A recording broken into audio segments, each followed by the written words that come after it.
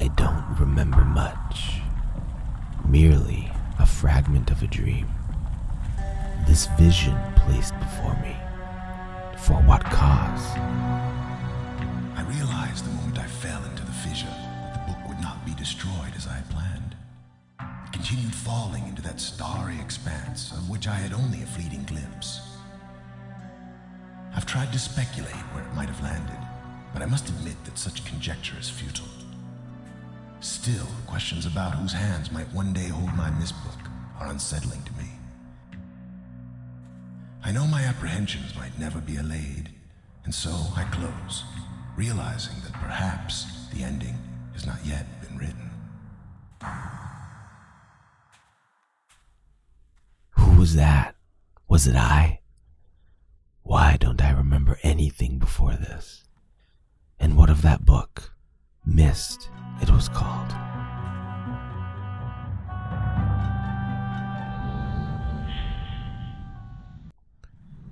With no recollection of myself before this moment, I found myself on a strange island, surrounded by odd ruins and a sunken ship. I had no choice but to explore my surroundings.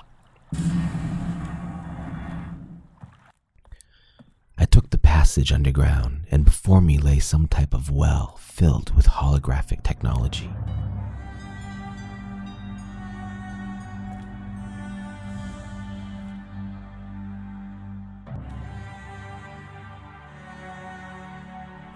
I noticed a board on one of the pillars with a note attached to it. Settings, dimensional imager. At first I was confused. What do these numbers mean?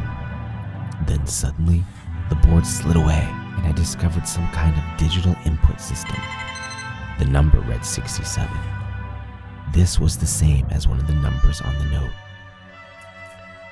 Changing the numbers to one of the other ones on the note revealed other holographic images in the well. One of them being a strange triangular switch. And the other, something that resembled a triangular mountain. I had no idea what any of this could mean. Maybe these are objects on this island, I thought to myself. All I knew is that they were known as marker switch diagram and topographical extrusion test, respectively.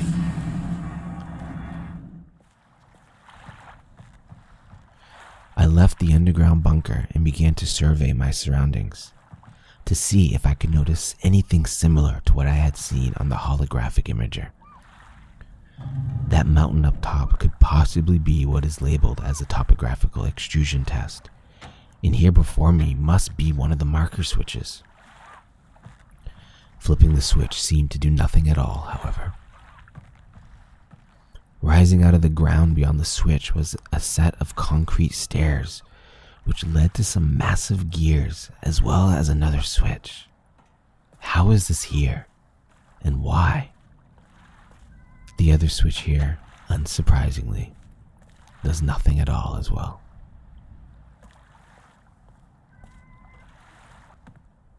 With nowhere else to go, I turn inward towards the island. This architecture is strangely familiar, though I cannot determine its origins. I spot another broken switch before a small pillared building with a wooden door. It is ordained with an emblem of 3 robed men. The door opens via the push of a button. Peculiar, considering how old the architecture seems to be.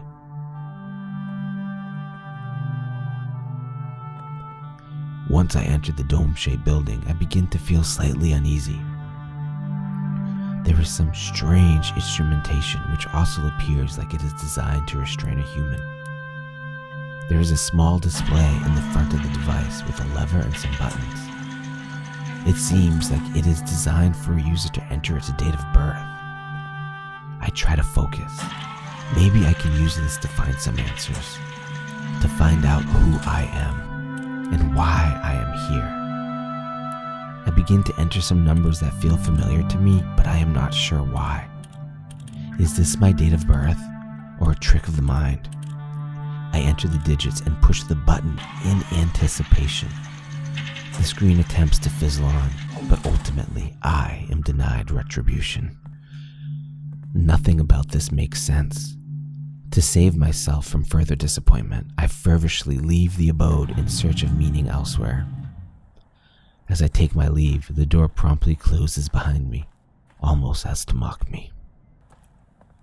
I stumble onward to a lonesome tombstone with a strange inscription carved into it. I am unable to decipher this gibberish. My confusion turns to anxiety. I make my way into what appears to be the main building on this island. Will I find answers here? No. What a strange room. What are these paintings? A map with a dial? Why can't I make sense of any of this? As I turn the dial, the map reads, "Tower rotating."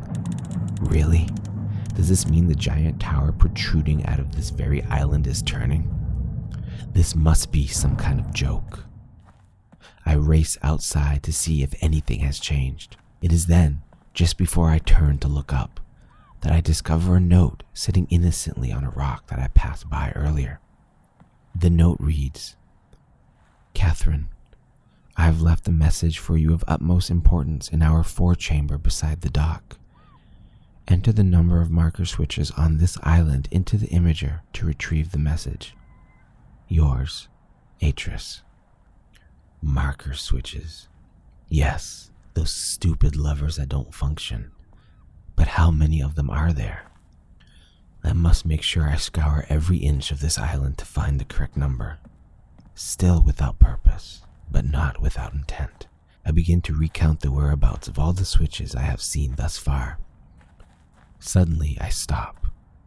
I find myself somehow drawn back into the main building with the strange paintings. They almost resemble this very room. Upon closer inspection, I notice the handle at the bottom of the painting. As I apply pressure to it, the painting turns into a swirling vortex of paint. What was once a bookcase at the far end of the room has fallen away to reveal a passage. Suspicious of all my surroundings, I realize that the entrance to this building has closed behind me. I lift up the shelf above the fireplace. It too reveals a path, but this one goes seemingly nowhere. I recklessly push a button on the inside to see if it will close. However, I instantly regret it. What if I'm trapped in here now? My mind races as the fireplace slides closed. There is a grid of buttons on the backside of the wall. What kind of fun house is this place? No time for that now. I push the button again, and the wall lifts upward, allowing me freedom of some sort.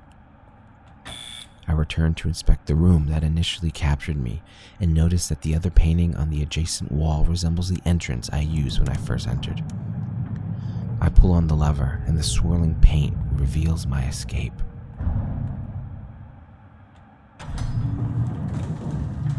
The temperate air hits my face like a brick wall.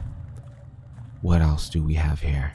I have so much to process already, but I must push forward. I begin to inspect the rest of my surroundings. Some pillars have a switch on them that emit the most annoying sound and display an image. Great, something else to figure out. I begin to wonder if I was brought here deliberately. The entire island appears to be some kind of elaborate puzzle. This well, however, it shows a sunken ship not unlike the one by the dock. And the well itself is reminiscent of the holographic one at the underground bunker. Something to make note of for future reference. Making my way to the backside of the island, there is a tiny shed-like building completely open. There are a set of stairs inside, but I don't dare traverse them. I think I hear sounds from deep below.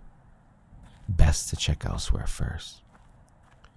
Just offshore is a clock tower of some sort. There is a dial that allows me to alter the hands on the clock. Somehow I expect that if I could just figure out the time of day, a bridge would miraculously appear out of the water, allowing me to cross.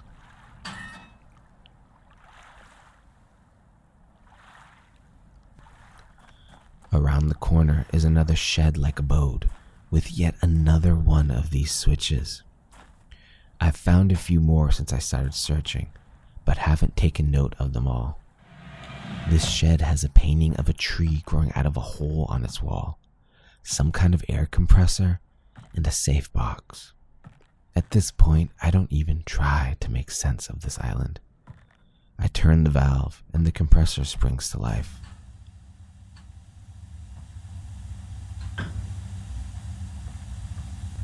The safe box is a 3-digit combination. I could sit here and brute force it, but there is still more to explore.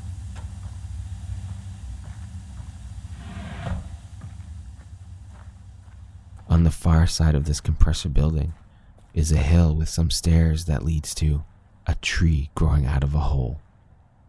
What this has to do with the painting is anyone's guess. I double-checked the island to make sure I hadn't missed anything. It is then that I realize I can actually get on the top of the roof of the first shed. I trace the power lines running towards the shed and notice that there is a ladder between each connection point for the electrical lines. I climb the ladder to find a lever that does nothing, like most things on this island. It seems that I have taken inventory of everything on this island to my knowledge. Everything except for one thing. Something I ignored when I first saw it because I did not know whether or not to believe my eyes. At the far corner of this island is a submarine, or a space shuttle, or something. Whatever it is, I am hoping that it is a functional mode of transportation and will allow me to get off this godforsaken grain of sand. The door doesn't budge, and there is yet another switch. Well, I guess that is it. Time to recap and count all the switches on the island to see what the holographic message mentioned in the note could be. So, we have one switch by the spaceship, another by the well, one by the shed with the stairs, and another still by the compressor shed. That's 4.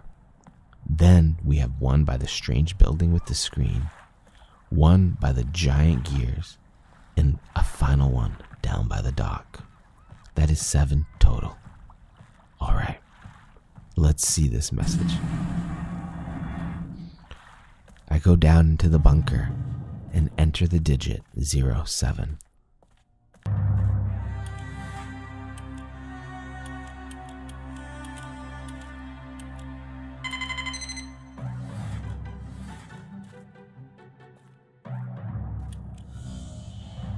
Nothing happens. What? I don't get it. Is there another switch that I missed? Or more than that? I decide to try 08.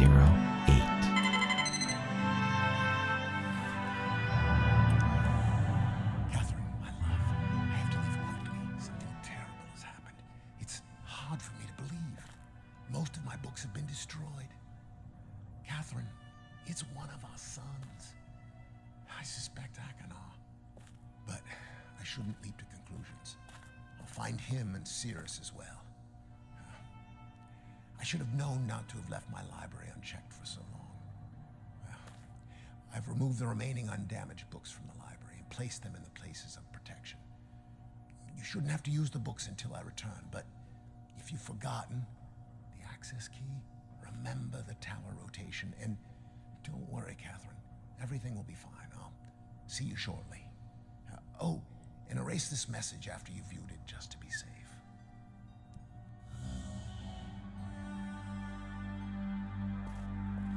Tower rotation, books. What am I supposed to do? How am I supposed to figure this out? Well, if this Atris guy got off the island, there must be a way for me to get off it too.